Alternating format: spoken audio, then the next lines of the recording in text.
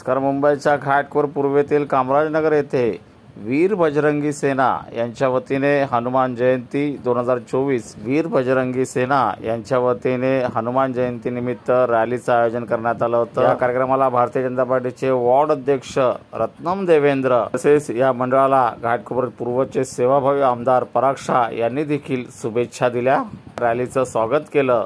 तसेच भारतीय जनता पार्टीचं ईशान्य मुंबईचे उमेदवार मिहिर कोटेचा याने देखील या मंडळाला भेट दिली.